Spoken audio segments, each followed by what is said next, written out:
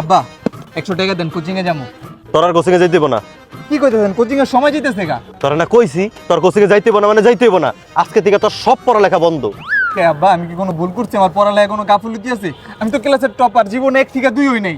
12 বছর ধরে এই ফুচকার ঝালমুড়ি বেচা তোর যে পড়াইছি, কি করতে পারছস? তোর বাপের একটা কিছু কিনে দিতে পারছস? পারস তাই। আর আজকালকার টিকটকার কো দেখছস ল্যাম্বরগিনিতে ঘুরে, আর তুই তোর বাপের একটা ভ্যান গাড়ি কিনে দিতে পারলি না যে ভ্যান গাড়ি চালাবো ফুচকা বেচা। তুই আজকের থেকে আর কোনোদিন কোচিংয়ে যাবি না, তুই বাসায় যাবি ডিরেক্ট। আমি কিস্তিতে একটা আইফোন কিনে দেবো, ওটাতে তুই খালি টিকটক বানাবি।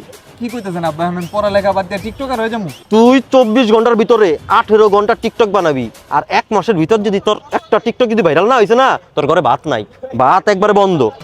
টিকটক বানাইতে গেলে আব্বা চুল টুল কালার করন লাগবে, একটু ছাপটি মাপটি হইতে হইবো না? এনে 500 টাকা নিয়া এই সাইড পুরাডারে পিঙ্ক কালার করবি, বুঝছস?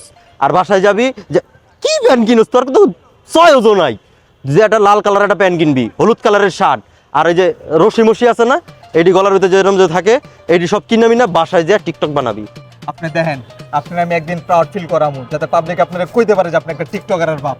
ঠিক আছে বাবা, যাও মন দিয়ে টিকটক বানায়ো, আর তোমার বাপের নাম ঋত্বিক রোশন করো। হ্যাঁ ঠিক আছে, আমি এখনই সেলুনে যাইতেছি আব্বা। যাও বাবা, যাও। আহারে আমার সোনা সাওয়াল রে।